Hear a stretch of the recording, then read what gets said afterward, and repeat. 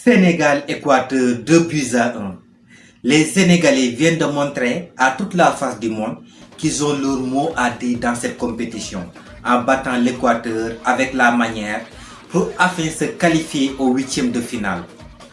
Toute l'Afrique est fière des Lions de la Teranga, mais pour comprendre la vérité qui se cache derrière cette victoire, merci de regarder cette vidéo jusqu'à la fin.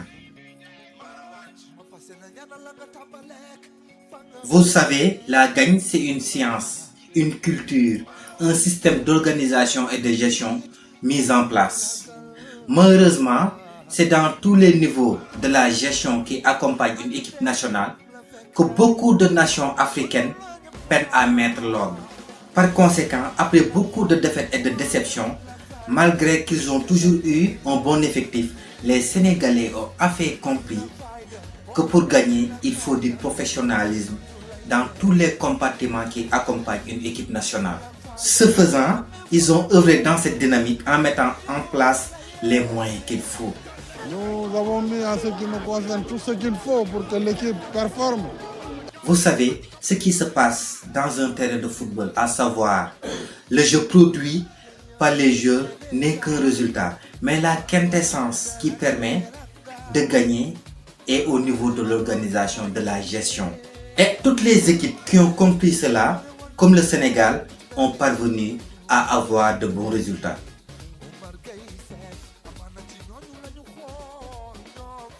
Vous savez, dans tout ce que vous entreprenez, il faut de la patience pour commencer à récolter le prix de vos efforts. Nul ne peut semer aujourd'hui et récolter demain. Il y a toujours un processus de gestation qui commande du temps. Mais malheureusement, dans le monde d'aujourd'hui, beaucoup de personnes cherchent la gratification immédiate. Et ce faisant, elles détruisent tous les bons résultats qu'elles pouvaient avoir s'ils étaient, bien évidemment, un tout petit peu plus patientes. Je vous rappelle, le président de la Fédération sénégalaise de football est en fonction depuis 2009 et son entraîneur Aliou Cissé depuis 2015. Ils ont eu à rencontrer beaucoup d'obstacles, beaucoup de critiques, beaucoup d'échecs, notamment la CAN 2017-2019 et la Coupe du Monde 2018.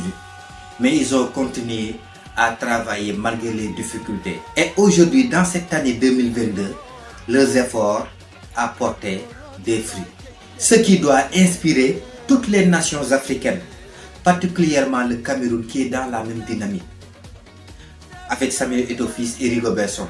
Tout le peuple camerounais doit les faire confiance et les donner assez de temps pour qu'ils puissent produire les résultats escomptés. C'est des hommes du sérail. Ils ont blanchi sous le harnais. Ils connaissent le chemin. Ils ont assez d'expérience et de volonté pour mener la troupe et faire de cette équipe camerounaise une équipe redoutable qui pourra se rivaliser avec les grands du monde. Mais pour y arriver, il faut les laisser et arrêter les critiques insensées afin qu'ils puissent faire leur job.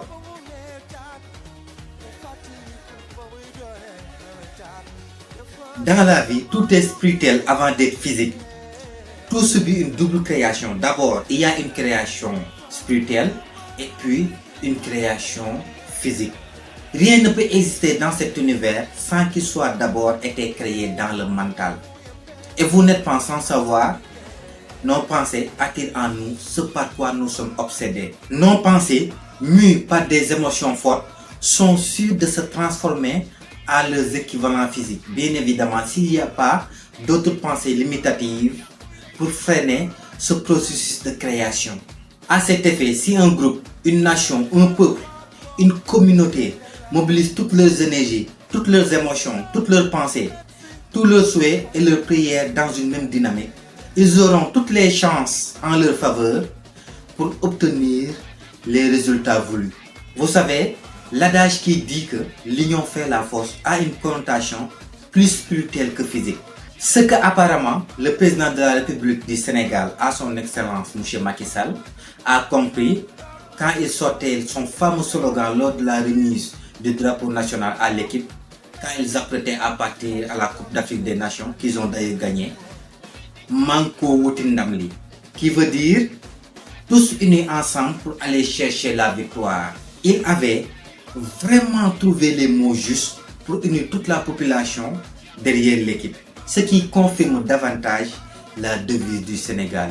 Un peuple, un but, une foi.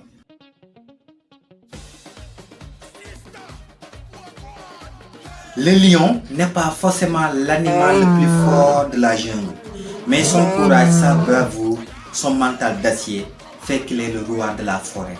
Le lion ne mange pas de l'herbe, et s'il a faim, quoi qu'il advienne, du sang va couler. Il n'attaque pas pour tuer, il attaque pour dévorer, et cela, quel que soit l'adversaire qu'il a en face de lui.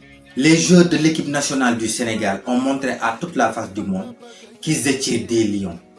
Malgré que les pronostics ne tournaient pas en leur faveur, en vue de ce que l'Équateur avait montré lors de ces 2 matchs, ils ont su faire preuve de courage et de bravoure et être imbus de cette mentalité du lion, attaquer pour dévorer. Dans le jargon wolof, la langue nationale du Sénégal, on trouve les mots justes qui peuvent donner à un souris le courage d'affronter un lion, à savoir le fit, le jom, le fula et le faïda. Autant dire le courage, la dignité, la niaque de vaincre et la bravoure. Ces joueurs étaient imbus de ces caractéristiques d'un combattant qui ont d'ailleurs fait toute la différence. Aucun entraîneur n'a jamais été autant critiqué que Aliou Cissé, ancien capitaine des Lions de la génération 2002. Mais vous savez, dans la vie, vous serez critiqué, vous serez insulté, traité de tous les noms d'oiseaux si vous décidez de prendre un chemin et de marquer votre empreinte indélébile. Mais il va falloir que vous soyez armé de courage et immunisé de ces critiques négatives afin d'être focus sur votre objectif tout en écoutant les conseils des experts en la matière et des conseillers qui va vous permettre d'ailleurs d'affiner votre stratégie jusqu'à arriver à bon port. Ce que apparemment le coach Aliou Cissé a bien compris. Il sait ce qu'il doit faire et il ne ménage aucun effort pour y arriver, tout en travaillant dans le silence, dans l'ombre. Seuls les tonneaux vides font du bruit. Discipliné, correct, ambitieux et courageux qu'il était, il a su inculquer ses valeurs à ses joueurs et ce faisant, il a construit un groupe qui vit bien de manière saine, sans animosité ni haine entre les joueurs. Vous savez, gérer des jeunes milliardaires de moins de 30 ans pour la majorité et arriver à mettre la cohésion, l'entente entre eux sans animosité n'est pas une chose aisée. Mais le coach Aliou Cissé, El Tactico, comme il est surnommé souvent, bon exemple qu'il est surtout dans cette dynamique, est arrivé à assainir la tanière. C'est d'ailleurs son premier espoir. Croyez-moi, vous pouvez avoir les meilleurs joueurs du monde dans une sélection. Mais s'il n'y a pas de l'harmonie, s'il y a de la haine, de la concurrence malsaine, de l'animosité, de la jalousie, cette équipe fera toujours des contre-performances.